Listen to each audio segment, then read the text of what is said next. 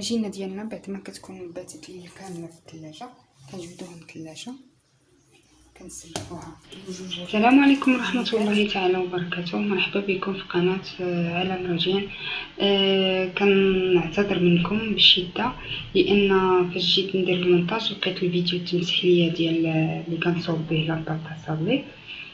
دونك غنخلي لكم المقادير في صندوق الوصف، يمكن لكم تشوفوهم، وباقي الحلويات وداكشي انا وجدتهم معكم خطوه بخطوه غتشوفوهم. الا لاطاطا صابلي الفيديو ديالها تمسح لي، كنعتذر منكم وفرجه ممتعه ان شاء الله.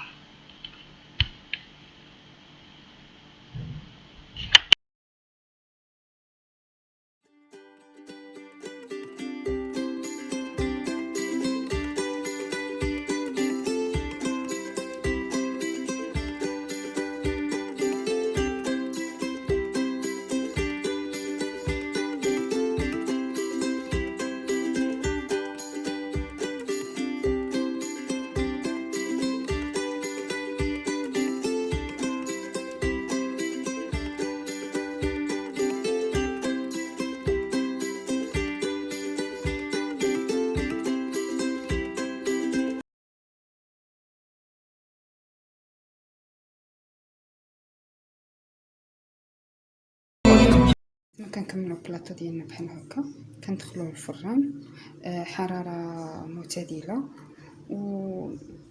ونتسناوه يذهب. كلشي كيعرف اللون ديال الصابلي يولي ذهبي، نخرجوه ونطلقوه. بالنسبه للحلوه الثانيه كنحتاجو فيها جوج مكونات حتى هي كتجي غزاله ولوغو ديال بونتي، كتجي بحال الحلوه الشهيره بونتي معروفه. كنحتاجو فيها الكوك، كنحتاجو نص كيلو ديال الكوك. كنطحنو شي شويه في الماكينه حتى كيولي بحال هكا. كنضيفو عليه نيستلي الحليب المركز المحلى هكا، وحنا كنشوفو هاد القياس ولا نزيدو عليه حنا وشحال غيهز لينا، ماشي كميه محدده.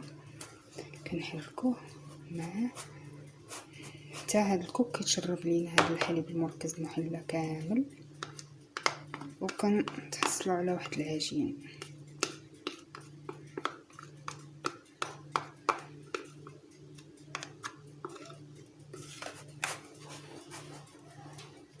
نخدم باليد ديالي بسم الله.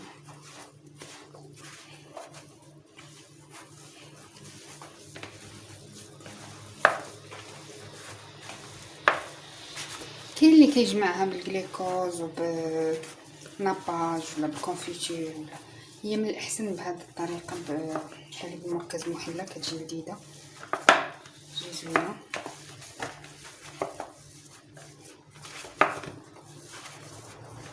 شتي بغيتو جمعت معايا نبقاو نخدموها هكا.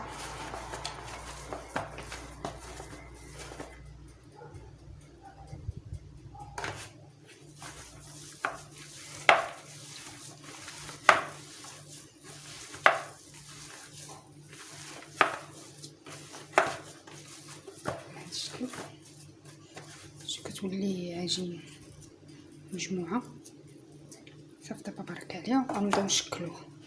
كنستمروا على هاد الكيفيه.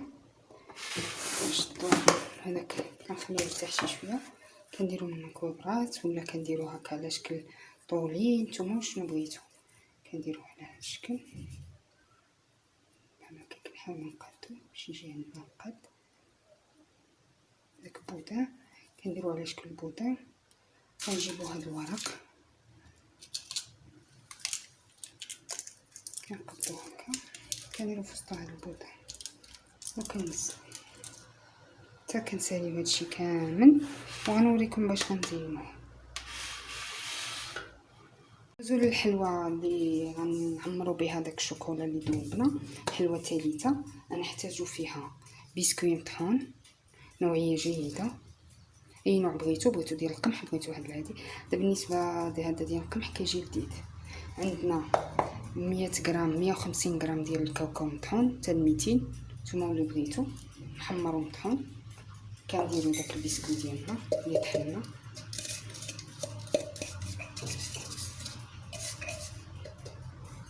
كنضيفو عليه، كنخليوه هكا شويه مهرمش، كنضيفو عليه داك الكاوكاو يطحن حتى هو نوعيه جيده.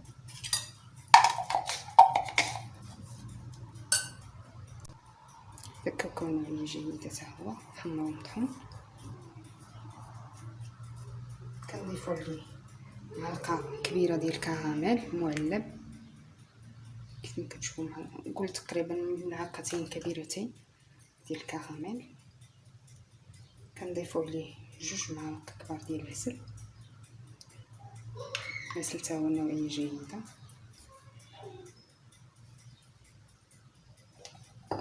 وكنحركو هذا الشيء مزيان حتى كيولي عندنا عجين، تحصلوا على عجين.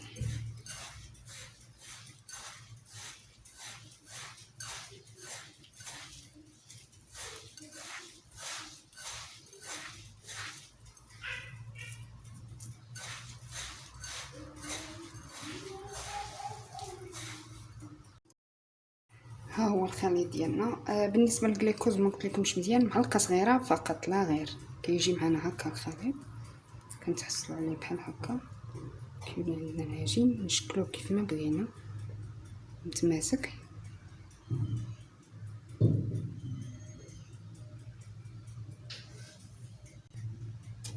غادي ناخذ هذا الخليط ديالنا. انا عندي هادو ديال الشوكولا ديجا درت بهم الشكلاط البيض والشكلاط الاسود والالوان. هاد القوالب ديال الشوكولا غادي نستعملوهم في هاد الحشوه اللي درنا، ولا هاد الخليط ديال الكاوكاو بسكويت. غندهنوه شويه الزيت باش ما يلصقوليناش الحشوه من الداخل. شوفوا معايا الزيت بسيط، كترش الزيت نديرو عليه واحد الكميه غير باش ملي نبغيو نزعوهم نتنزعو دغيا مابقاوش لاصقين لينا.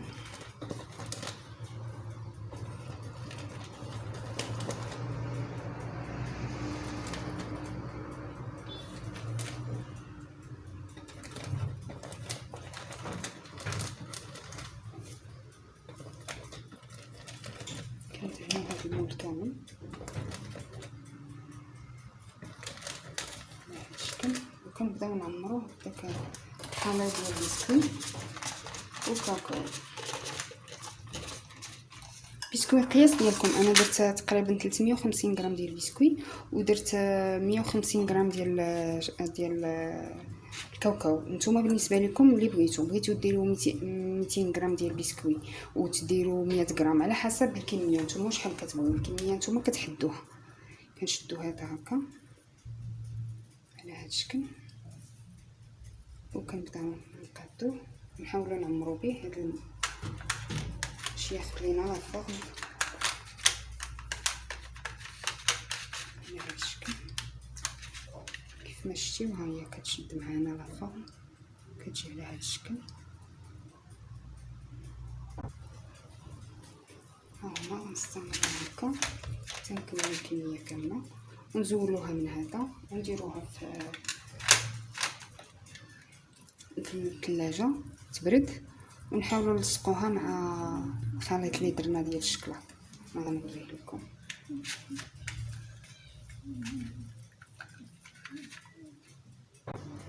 بعد ما كنكملوا كامل هاد الحشوه ديالنا كنديروها هنا، كنعملوا بها هكا. كنكملوا هاد الشيء اللي بقى عندنا نديروه بواحد الطريقه اخرى بهذا الشكل هكا، دي بودان طوالين، وغنديروهم مزوقين بالشوكولا، ولا نفندوهم في الفيرميسال ولا في الكوك ولا فاش ما بغينا، حنا نتحكموا فيهم كيف بغينا. دي بودان هكا.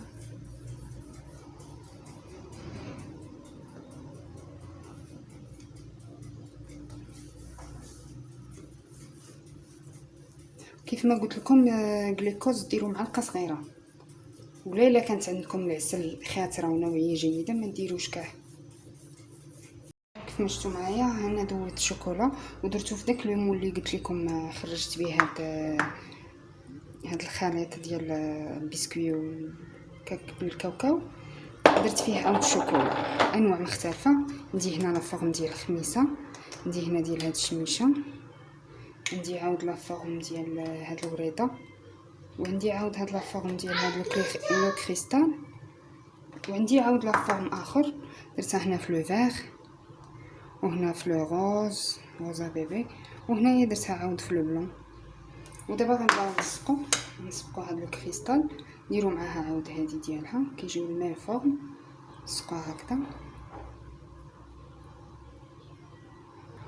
نديروها هنا نسلوها، عاود نقبطو الكريستاله نديرو هكا، نستمروا على هاد العمليه حتى نكملو هاد الكريستال كامل. نديرو حيده بالكاكاو وحيده بالكاوكاو، ونقبطو عاود هاد الوريضه ونلصقوها مع الوريضه بحالها بهذا الشكل. كتجي غزاله ومختلفه على اللي مولفين دائما داك لا روتين ديال البسكوي وديال واش تشكيلات ساهلين ماهلين. حتى الدقيقه 90 تقدروا توجدوهم. ونستمروا حتى نكمل عاود ندير هادشي كامل حتى نكمل هادشي. ندير عاود هاد الوريضه مع هاد الوريضه ديالها، كل فورم نديرو مع ديالو.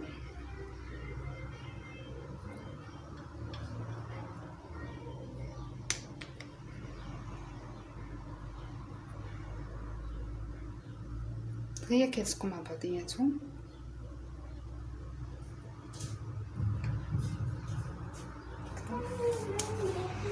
نبداو بالحلوه الاخرى غنديروها ان شاء الله معكم انا وياكم. هاد الحليوه كتجي زوينه وسهله وبسيطه. نديرو فيها 4 الفرماجات، كنديرو فيها واحد 200 غرام ديال الزبده ديال العلبه ولا الزبده العاديه اللي كتكون في الباكيه. الا درنا الزبده اللي في الباكيه بحال دائما اللي كنقول لكم دائما، الا درتو ديال العلبه غتنقصوا كميه الزيت. درتو الزبده الاخرى كتكون ناشفه على هذه ديال العلبه، نديرو فيها الزيت اكثر نحتاجو. درنا 4 الفرماجات، كنضيفو نص كاس ديال السكر، تقريبا 50 غرام سكر كلاصي مغربل مزيان.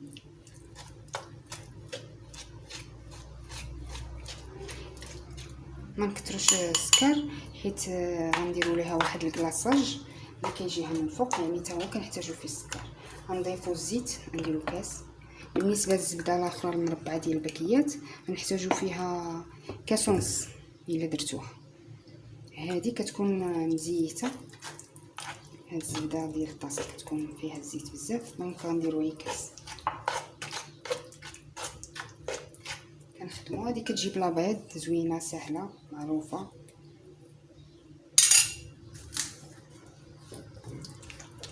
بالنسبه للاغوم غندير فاني، كندير واحد الفانيا.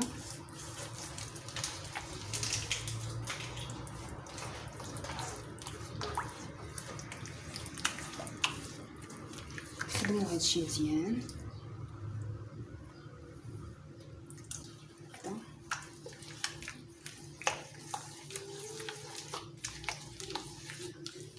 باش كنبسي على السكر يكون مغربل، حيت كيبقاو لينا دوك الحبيبات ديال السكر كيجيو خايبين في المنظر.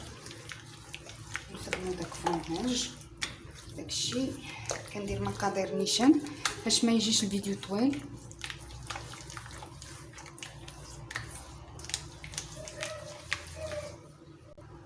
كنضيفو طحين مغربل عندنا من قبل 2 مرات.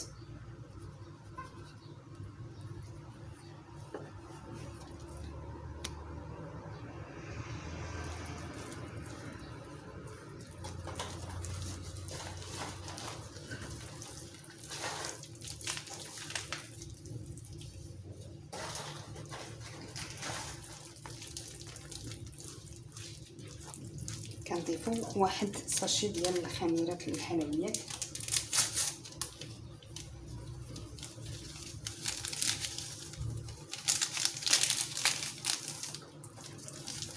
بهذا الشكل نخدموه مزيان.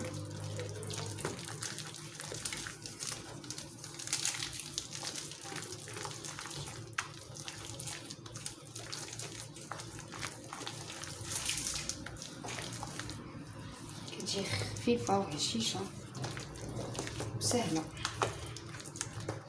نضيفو لها عاود الطحين حسب الخليط.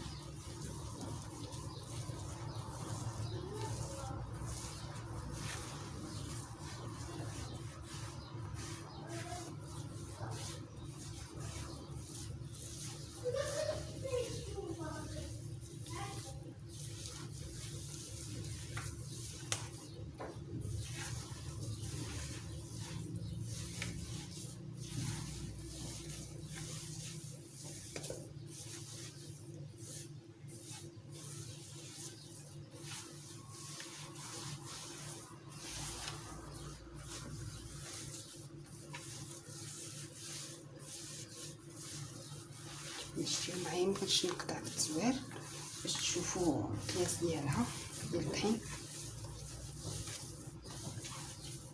هي هكا ما كنعجنوهاش، هي هكا كنحاولوا نجمعوها باش كنعرفوا قياسها. هي ملي كنشكلوها وكتشكل معانا على هذا الشكل ما كتهرش. شفتي معايا على هذا الشكل، يعني راه الطحين بركه عليها.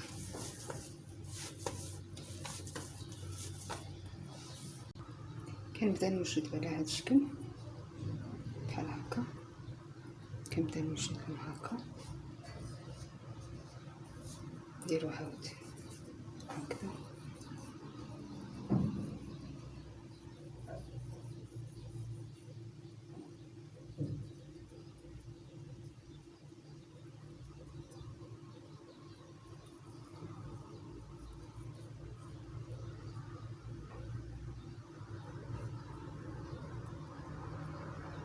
على هذا الشكل كنديرو في البلاطه ديال الفران،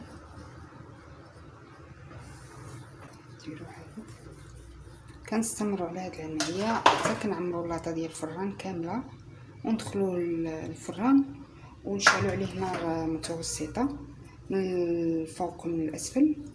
بالنسبه للافران الكهربائيه العاديه نقصوا العافيه عليه، ونتلاقاو من بعد الشكل ونوريكم شنو الكلاصاج اللي غنديروا ليه.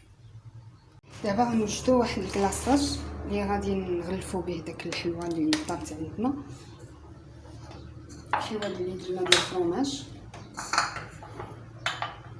ها هي كيجي هكا الشكل ديالها بعد ما كطيب، كتشوفوا في الاسفل ديالها كيجيو شي تشققات. انا درت هذا الشكل ودرت هذا الشكل هكا بحال دميجات مدور. غنوريكم السبب علاش درت هذا وهذا. هذا غنزينو بواحد الزين خاص، وهذا درتو على هذا الشكل هلالي. هذا الكلاصاج ولا الطريه نديرو فيه واحد ربيع كاس ديال الزيت ديال الحليب عفوا، نديرو فيه واحد ربيع تقريبا نص كاس معامش ديال الزيت، نديرو فيه معلقه كبيره ديال الحامض، معصوره ديال الحامض جيدا. نبداو نضيفو في سكر كلاصي نغرب ليا من قبل.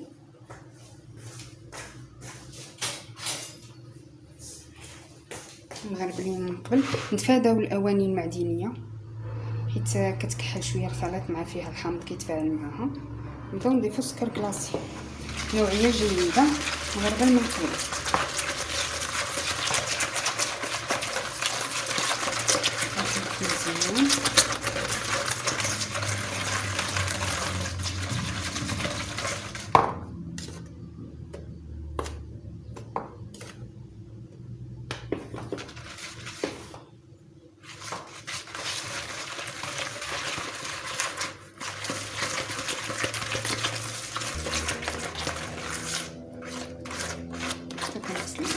على هذا الخليط على هذا الشكل هكا كريمي، كيجي الخليط كريمي بهذا الشكل. دابا هانتوما كيف ما شفتوا هاد البيض غنخليه هكا بيض، وهادو غادي نلونهم. نضيف هذا شي شويه نخلي ابيض، وغادي نلونهم بهاد لي زاغون اللي عندي. كتشوفوا هكا الطرف ديال المعلقه كاين هذا ديال البيستاش ملون ومنكه، هذا ديال الحامض.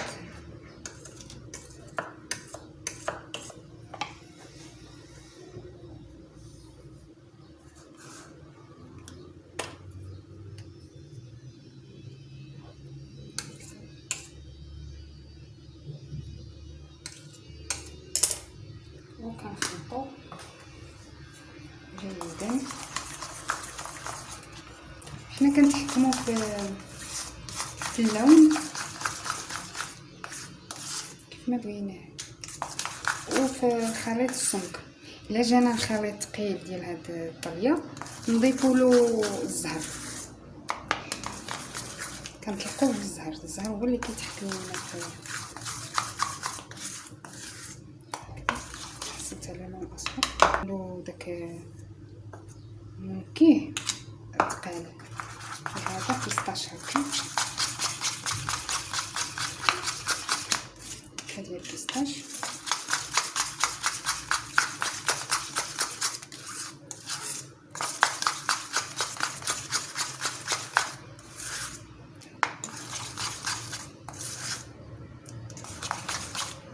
انا نطلقوا معكم شويه الزهر. دائما كنأكد الزهر بالعامري احسن نوع. نديرو هكا هكذا، نحاولوا معايا بشويه.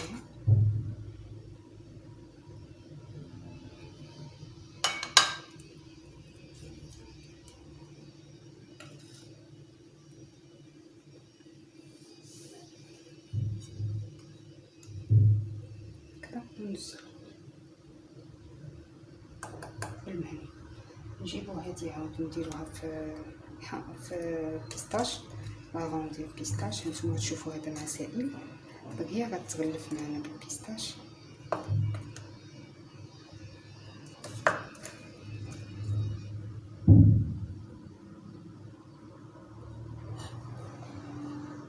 نوصلو على الشكل ونخليوه حتى يجمد معنا مزيان يبس. ديك الساعه نديروه في هاد الكورطات انا وجدتهم من قبل ونزينو به.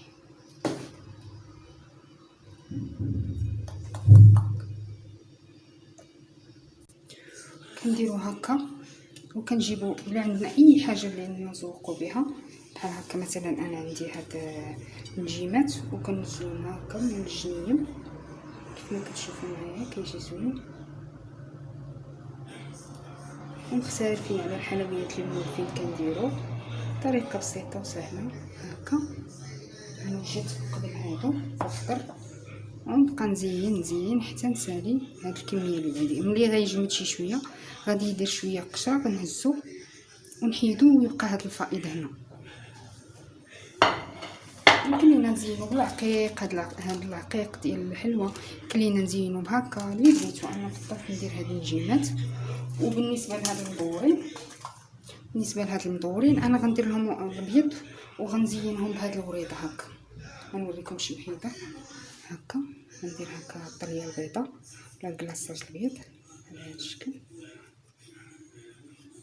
هكا. ونهزو معايا بشويه حيت هاد العجينه كتكون شويه سونسيبل كتفتت على هذا الشكل.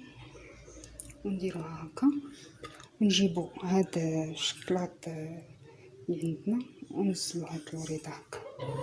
كتجي على هاد الشكل سامبل وسهله وكتجي كلاس. نكملو مزيان ونتلاقاو في الطبق النهائي.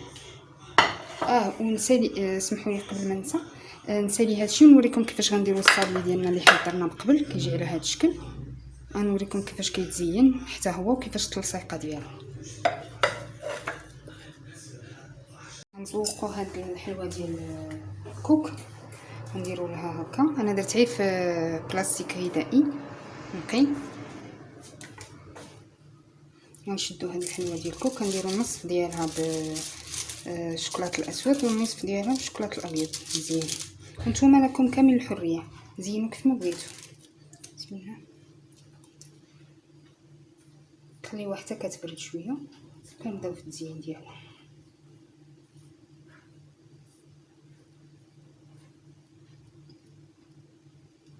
كخطوط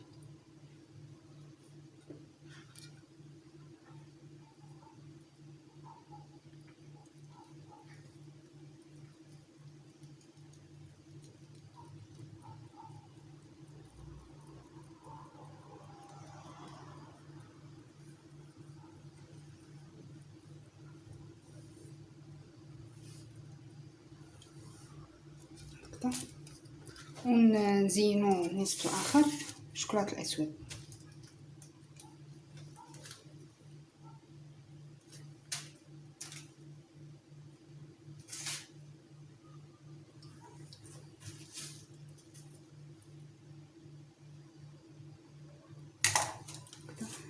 بسم الله.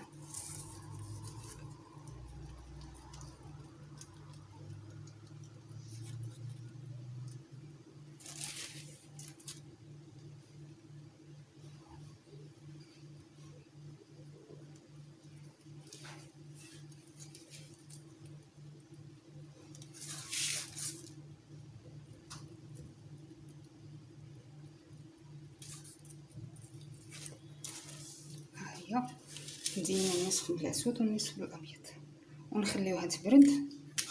وندوزو دابا التلصيقه ديال الصابلي اولا داك الحشوه اللي كتكون داخل الصابلي اللي كتقلط لينا صابلي واحد مع واحد.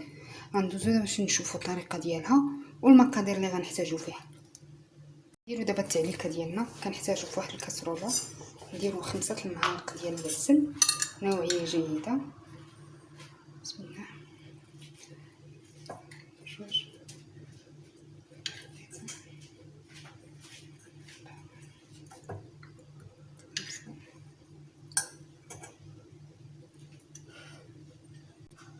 نضيفو ليه واحد المعلقه كبيره كليكوز، معلقه كبيره هكذا، شويه معلقه كبيره.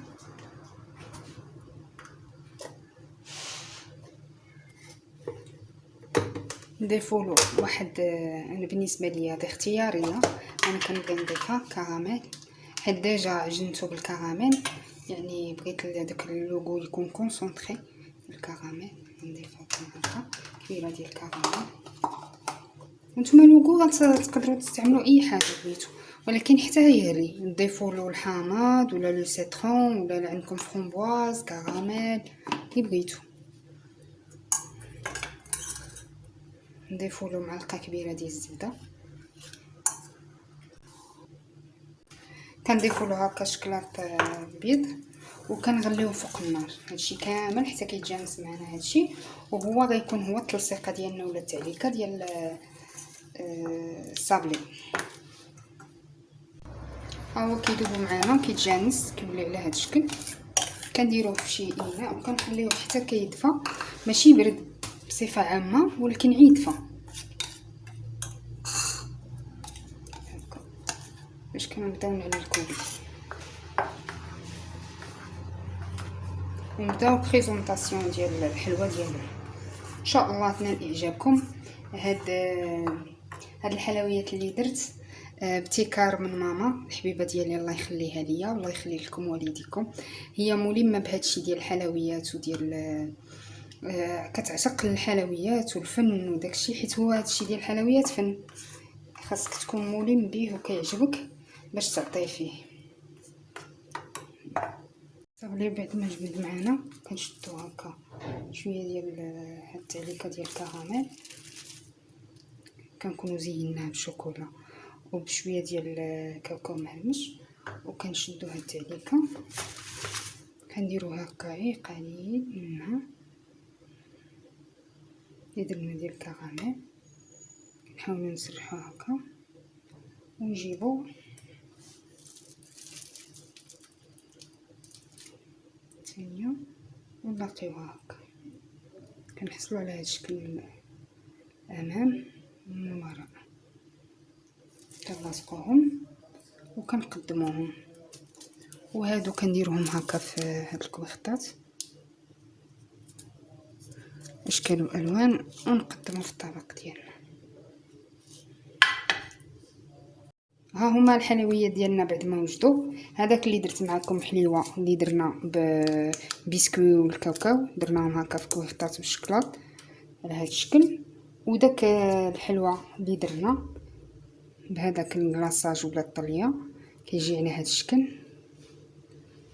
وداك الصابلي اللي نسقناه بالكراميل بحال هكا. وعاود هادو وهذه ديال الكوك كتجي على هذا الشكل ديال الكوك بونتي اللي درنا ديال الكوك. وهاد خميسه اللي درنا ديال الشوكولا عمرتها بداك البسكوي والكاوكاو كنديروها عاود على هذا الشكل هذا الشكل هكا. وداك الصابلي عاود ليه عمرنا. وهذا البلاطو الثاني هادشي اللي بقى ليا. هذاك البسكوي اللي شاطو والكاوكاو درتهم على هذا الشكل طويل، الحريبلات اللي كنا قطعناهم يبودا وخطيتهم كلهم بالشوكولا. وهذا كنلاقي شكلاط بيض مع شكلاط بيض وكندير في وسطو داك الحشوه اللي درنا ديال البسكوي والكاكاو وكنقدمو على هذا الشكل. الصحه والراحه وتقبل الله منكم صالح الأعمال، ورمضان إن شاء الله الرحمن الرحيم يكون داز عليكم صحيحة والسلامة، صيامكم وقيامكم، ويدخل عليكم هذا العيد مبارك سعيد بصحيحة والسلامة وما تمنيتو إن شاء الله. ها هو هذاك الشوكولا اللي درنا هنايا، وهادو هما حلويات العيد المبارك سعيد إن شاء الله باليوم المباركة، ويرفع لنا ربي هذا البلاء. وأستودعكم الله الذي لا تضيع ودائعه إلى وصفات قادمة إن شاء الله، وعيد مبارك سعيد، إلى اللقاء.